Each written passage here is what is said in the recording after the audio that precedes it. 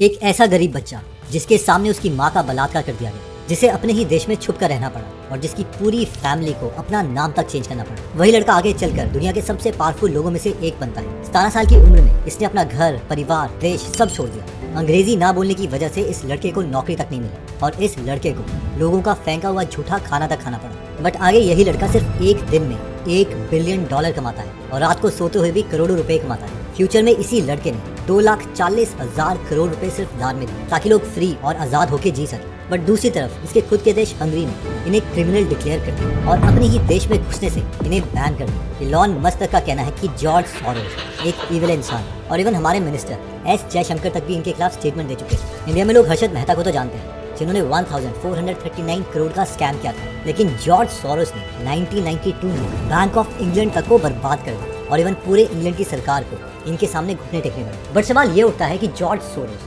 जिनका खुद का बचपना वॉर, गरीबी और तंगी में गुजरा, वो बाकी लोगों को और देशों को बर्बाद क्यों करना चाहते हैं? उसका जन्म अगस्त 1930 में ब्यूडापेस्ट हंगरी में हुआ था। इनके पिता एक लॉयर थे जिन्हें वर्ल्ड वॉर 1 में रशियंस ने बंदी बना लिया था और 3 साल तक इन्हें जेल में रखा। फिर भी किसी तरह ये जेल से भागकर वापस अपनी फैमिली के पास है। बट जॉर्ज की फैमिली की परेशानियां अभी खत्म नहीं हुई थी। जॉर्ज की फैमिली जूइश थी और उनका एक्चुअल नाम जॉर्गी स्क्वाट्स था, जो कि एक जूइश नाम था।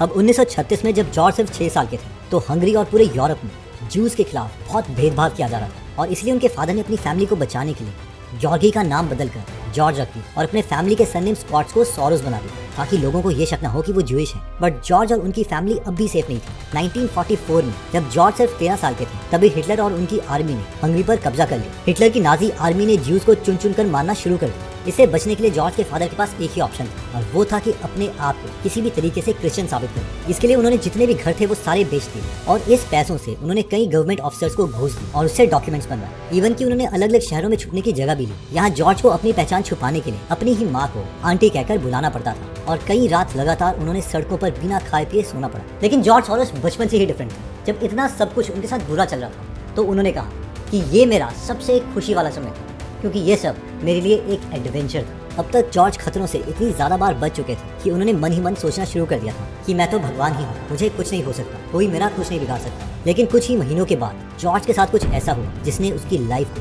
पूरे तरीके से चेंज कर दिया। 1945 में रशियन आर्मी ने हंगरी पर कब्जा किया था और ब्यूडापेस्ट में, जहाँ जॉर्ज की फैमिली रहती थी, वहाँ इनमें से कुछ रशियन सोल्जर ने जॉर्ज की मदर का सबके सामने बलात्कार कर दिया। जॉर्ज को इससे बहुत बड़ा शॉक लगा। उसके अंदर एक अजीब सा चेंज आ गया और जॉर्ज अब हमेशा के लिए बदल चुके थे। उन्होंने खुद से कहा, मुझे अब यहाँ और नहीं रहना, मैं हंगरी से बाहर निकलना चाहता हूँ। जॉर्ज ने डिसाइड कर लिया था कि अब वो हंगरी, जहाँ उन पर जुल्म किया गया, जहाँ उनकी माँ के साथ बलात्कार हुआ, वहाँ वो नहीं रहेंगे और हमेशा के लिए इसे छोड़ देंगे। यानी जब इंडिया को आज़ादी मिली थी तब जॉर्ज सिर्फ 17 साल की एज के थे और वो ब्यूडापेस्ट से लंदन शिफ्ट हो गए। इस वक्त जॉर्ज की जेब में 1 रुपया तक नहीं था। ऊपर से उन्हें अंग्रेजी भी नहीं बोलने आती थी, जिसकी वजह से उनको कहीं भी ढंग की नौकरी नहीं मिल रही थी। मजबूरी में जॉर्ज को कई महीनों तक लोगों का फेंका हुआ झूठा खाना खाना पड़ा। बट जॉर्ज शुरू से इंटेलिजेंट तो थे और वो आसानी से हार नहीं मान रहे थे। लंदन आने के 2 साल बाद ही 1949 में उन्होंने अपनी मेहनत के दम पर लंदन स्कूल ऑफ इकोनॉमिक्स में एडमिशन ले लिया और इसके साथ साथ वो एक नाइट क्लब में वेटर और रेलवे स्टेशन में कूली की भी नौकरी करने लगे ताकि वो अपने कॉलेज की फीस भर सके। लंदन स्कूल ऑफ इकोनॉमिक्स में जॉर्ज ने फिलॉसफी में मास्टर्स करी और अपने प्रोफेसर कार्ल पॉपर से उन्होंने कई वो फिलॉसफी सीखी जिसकी मदद से फ्यूचर में जॉर्ज एक बिलियनर बनने वाले थे। शुरू में तो जॉर्ज प्रोफेसर बनना चाहते थे, बट मार्क्स कम होने की वजह से उन्हें नौकरी नहीं मिली। जॉर्ज को जल्द से जल्द एक नौकरी की जरूरत थी और उन्होंने डिसाइड किया कि अब मैं लंदन की जितनी भी बैंक्स हैं उनकी लिस्ट बनाऊंगा और उन सब में डायरेक्टर्स को लेटर लिखकर भेजूंगा, क्या पता उनमें से कोई एक रिप्लाई कर ही दे। जॉर्ज की ये ट्रिक काम कर दी और उन्हें एक बैंक ने ट्रेडर की नौकरी पर रख लिया और इस बैंक का नाम था सिंगर एंड फ्लाइट लैंडर। शुरू में तो जॉर्ज का यहाँ पर बिल्कुल भी मन नहीं लग रहा था, बट बहुत ही जल्द उनकी दोस्ती रॉबर्ट नाम के एक कलीग से हो गई। रॉबर्ट ने कहा, जॉर्ज तुम यूएसए क्यों नहीं शिफ्ट हो जाते? न्यूयॉर्क में मेरे फादर की FM मेयर नाम की एक कंपनी है, वहाँ तुम्हें काफी अच्छी अपॉर्चुनिटी मिलेगी। सोरोस ने अब तक ट्रेडिंग और इन्वेस्टमेंट के बारे में बहुत नॉलेज इकट्ठी कर ली थी और उनके पास बाकी लोगों के मुकाबले 2 सबसे बड़ी एडवांटेज थी।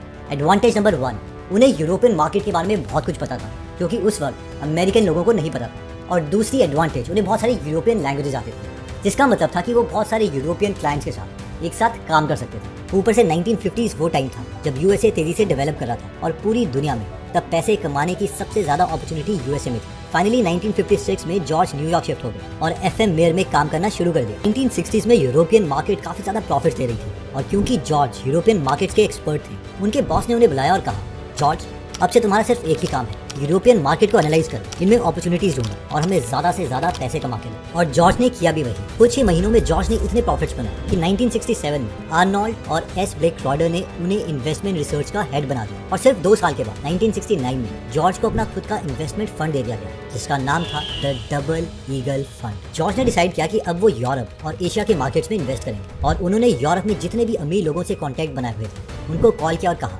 आप सब मेरे नए फंड में इन्वेस्ट करो, मैं आपको मैक्सिमम प्रॉफिट्स बना के दूंगा। जॉर्ज ने उनसे $4 मिलियन इस फंड में इन्वेस्ट करवाए और ऊपर से खुद के $2.5 लाख उन्होंने इसमें इन्वेस्ट कर दिए, जो कि एक बहुत बड़ा रिस्क था। पर जॉर्ज की नॉलेज, उनके कनेक्शंस यहाँ भी काम आ गए और 1973 में सिर्फ 4 साल के बाद इस फंड की वैल्यू $4 मिलियन से बढ़कर $12 मिलियन तक पहुंच गई। जॉर्ज अब एक मिलियनर बन चुके थे और हालांकि शुरू में वो $5 लाख कमा के वापस फिलॉसफी पढ़ना चाहते थे, बट अब जॉर्ज को पैसे कमाने की लत लग चुकी थी। सोरोस ने डिसाइड किया कि जितनी भी फिलॉसफी मैंने पढ़ी है वो मैं इन्वेस्टमेंट में यूज करूँगा और ह्यूमन इमोशंस को समझ के मैं पैसे कमाऊंगा। और जॉर्ज सोरोस ने एक ऐसा प्रिंसिपल दिया जो उन्हें रातों रात अमीर बनाने वाला था और ये प्रिंसिपल था theory of reflexivity. Theory of reflexivity ये प्रिंसिपल कहता है कि अगर किसी कंपनी का शेयर प्राइस बढ़ रहा है तो बाकी लोग भी उसके बढ़ते प्राइस को देख के और शेयर्स खरीदें, जिससे शेयर प्राइस और बढ़ जाए। अब क्योंकि शेयर प्राइस बढ़ गया है तो कंपनी इस शेयर प्राइस के बेसिस पर लोन ले सकती है और अपना बिजनेस एक्चुअल में बढ़ा सकती है, जिससे कंपनी और ज्यादा प्रॉफिट कमाई, जिसकी वजह से शेयर प्राइस और ज्यादा बढ़ जाए और ये साइकिल चलती रही। लेकिन किसी एक स्ट्रॉन्ग न्यूज की वजह से ये बबल फट सकता है और शेयर प्राइस वापस नीचे आ सकता है और इसी बबल को प्रेडिक्ट करके हम पैसे बना सकते हैं। इस प्रिंसिपल के बेसिस पर 1973 में जॉर्ज ने अपने पार्टनर रॉजर्स के साथ खुद का सोरोस फंड खोला। इन्वेस्टर्स लाने के लिए उन्होंने अपने डबल ईगल फंड के क्लाइंट्स को कॉल लगाया और उनसे कहा, मैं आप सबको एक ऑफर देता हूँ, मैं डबल ईगल फंड को छोड़ रहा हूँ, चाहो तो आप डबल ईगल फंड में इन्वेस्ट कर सकते हैं, बट अगर आप मेरे सोरोस फंड में इन्वेस्ट करते हैं तो मैं आपको बाकियों से कहीं गुना ज्यादा रिटर्न दूंगा। और एक्चुअल में उन्होंने किया भी यही। अपने पहले 10 साल में सोरोस फंड में 3365% का रिटर्न दिया और 1980 तक इसकी वैल्यू $13 मिलियन से बढ़कर $400 मिलियन हो गए। इस वक्त पर जॉर्ज को वॉरेन बफेट के साथ कंपेयर किया जाने लगा। ऐसी बहुत सी मैगजीन्स थी जो इनको वर्ल्ड्स ग्रेटेस्ट इन्वेस्टर कह रही, बट सिर्फ 1 साल के बाद जॉर्ज के साथ कुछ ऐसा हुआ कि वो क्विट करने के बारे में सोचने लगे। हुआ ये कि 1981 में जॉर्ज ने प्रेडिक्ट किया था कि यूएसए की गवर्नमेंट इंटरेस्ट रेट कम करेगी और जॉर्ज ने बैंक से कई $मिलियन का लोन ले लिया और गवर्नमेंट बॉन्ड खरीद लिए ताकि इंटरेस्ट रेट गिरने पर उनको प्रॉफिट हो। बट हुआ एकदम उल्टा। यूएस गवर्नमेंट ने इंटरेस्ट रेट और भी इंक्रीज कर दिया और कुछ ही दिनों में सोरोस का फंड $80 मिलियन लूज कर चुका था। जॉर्ज ने आधे से ज्यादा इन्वेस्टर उनके फंड छोड़ के चले गए और उनकी फंड वैल्यू ऑलमोस्ट 23% से गिर गई। जॉर्ज की लाइफ का ये सबसे पहला बड़ा नुकसान था और एक बार तो उन्होंने रिटायरमेंट लेने तक का सोच लिया, बट उन्होंने हार नहीं मानी और काफी सोचने के बाद उन्होंने डिसीजन लिया कि मैं क्विट नहीं करने वाला, मुझे और पैसे कमाने और अगली बार अगर मुझे किसी चीज में पैसे लगाने पड़े तो इससे भी ज्यादा पैसे लगाऊंगा। करेंसी ट्रेड में पहली अपॉर्चुनिटी दिखी। जॉर्ज सोरोस ने नोटिस किया कि कई देशों की करेंसी ओवर वैल्यूड है, जिससे वो रातों रात पैसे कमा सकते हैं। सितंबर में यूएस डॉलर की वैल्यू लगातार इंक्रीज हो रही थी और येन और मार्क जैसी करेंसी डॉलर से नीचे गिर रही थी। जॉर्ज को पता चल गया था कि यूएस डॉलर काफी ज्यादा ओवर वैल्यूड हो चुका है और इसकी वैल्यू कभी भी नीचे गिर सकती है। जॉर्ज ने डिसाइड किया कि वो डॉलर को शॉर्ट करेंगे, यानी कि इसके गिरने पर दांव लगाएंगे और इस पर उन्होंने पूरे $800 मिलियन दांव पर लगा। जॉर्ज को अब एक ऐसी न्यूज की जरूरत थी जो कि डॉलर की वैल्यू को गिरा सके और सिर्फ 2 हफ्ते के बाद ऐसा हो गया। 22 सितंबर 1985 में यूके, यूएस, फ्रांस और जर्मनी के लीडर्स ने न्यूयॉर्क में मीटिंग की और प्लाजा अकॉर्ड साइन किया, जिसके अकॉर्डिंग उन्होंने डिसाइड किया कि डॉलर का प्राइस डिक्रीज हो और बाकी करेंसी की वैल्यू इंक्रीज की जाएगी। इस न्यूज के बाद डॉलर लगातार गिरना शुरू हो गया और 22 सितंबर की रात सिर्फ सोते हुए जॉर्ज ने $40 मिलियन का प्रॉफिट किया और अगले 1 महीने में उन्होंने $150 मिलियन कमाए। इस पर जॉर्ज ने कहा, जितने भी पैसे मैंने लास्ट 4 सालों में गंवाए हैं उससे भी ज्यादा पैसे मैंने सिर्फ इस एक ट्रेड में कमाए। जॉर्ज को अब करेंसी ट्रेड की लत लग चुकी थी। उन्होंने सोरोस फंड को अपने मैनेजर स्टैनली के हवाले कर दिया और पूरी तरह से वो करेंसी ट्रेड में उतर गए। उन्हें अब एक ऐसी अपॉर्चुनिटी दिखी जो कि उनकी लाइफ को हमेशा के लिए बदल देने वाली थी और दुनिया के सामने उन्हें एक विलन बना देने वाली थी। 1990s में यूके और दूसरी यूरोपियन कंट्रीज ने एक डील साइन कर रखी थी जिसे एक्सचेंज रेट मैकेनिज्म कहते हैं, यानी ERM, जिसमें होता यह है कि कोई भी देश अपने करेंसी एक्सचेंज रेट को एक फिक्स्ड रेंज में रखती है और इसे एक पर्टिकुलर लेवल से नीचे गिरने से रोकती है, ताकि एक देश जब दूसरे देश से कुछ सामान खरीदे तो उनके करेंसी की वैल्यू एक लेवल से नीचे ना गिरे। बट 1992 में यूके की इकोनॉमी मंदी में चल रही थी और यूके की गवर्नमेंट बड़ी मुश्किल से पाउंड को एक प्राइस से नीचे गिरने से बचा रही थी। यहाँ पर सोरोस ने प्रेडिक्ट किया कि यूके की गवर्नमेंट अब पाउंड को और नीचे गिरने से नहीं बचा पाएगी और उन्हें इस ERM डील से बाहर आना ही पड़ेगा। पहले तो जॉर्ज ने $1 बिलियन पाउंड के गिरने पर लगा दिए, लेकिन जल्दी ही उन्होंने इससे भी बड़ा दांव लगाया और लोन लेकर पूरे $10 बिलियन पाउंड के अगेंस्ट लगा दिए। पाउंड पर गिरने का प्रेशर बहुत ज्यादा था और सोरोस को लोगों में पैनिक क्रिएट करने के लिए बस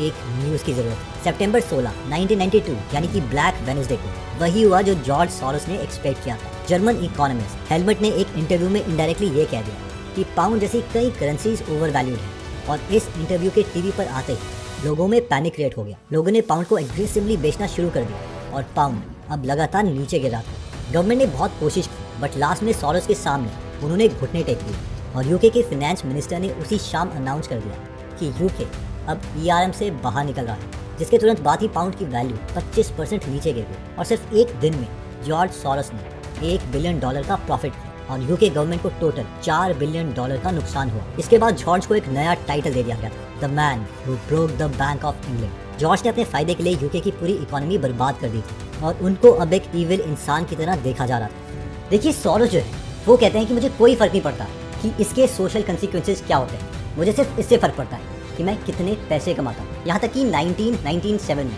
मलेशिया के प्राइम मिनिस्टर ने यह तक कह दिया था कि जॉर्ज सोरोस को कोई फर्क नहीं पड़ता, वो जानबूझकर हमारे जैसे देशों को डुबाना चाहते हैं ताकि सिर्फ वो अपने प्रॉफिट कमा सके। और सिर्फ देश ही क्यों, पैसे कमाने के लिए सोरोस कंपनी के लीडर्स को भी बर्बाद करना चाहते हैं। फॉर एग्जाम्पल, जब अदानी की रिपोर्ट आई थी हिंडनबर्ग के द्वारा, तो उन्होंने मोदी जी और अदानी के बीच में कनेक्शंस बताए। Modi and business tycoon Adani are close allies. देखिए सोरोस जो है वो 93 इयर्स के हो चुके हैं और बचपन से उनके साथ बहुत कुछ बुरा हुआ, लेकिन फिर भी मुझे लगता है कि उन्हें सिर्फ अपनी ट्रेड्स करनी चाहिए और बाकी देशों को या लोगों को जानबूझकर डुबोने की कोशिश नहीं करनी चाहिए। बाकी आप कमेंट करके बता सकते हैं कि आपको इनकी पर्सनैलिटी के बारे में क्या लगा। अगर आप थोड़े से भी क्यूरियस हो ना तो यहीं बने रहो, और हाँ, लाइक बटन दबा दो, सब्सक्राइब करो हमारे चैनल को और शेयर करो वीडियो अपने फ्रेंड्स के साथ। हम ला रहे हैं आपके लिए बेस्ट मोस्ट इन्फॉर्मेटिव वीडियोस पूरे वेब पर, और हम नहीं चाहते कि आप कुछ भी मिस करो। तो ज्वाइन करो हमारी कम्युनिटी, अपडेटेड रहो और सीखते रहो साथ मिलकर। लाइक, सब्सक्राइब एंड शेयर, बस एक सेकंड लगेगा। Thanks for watching.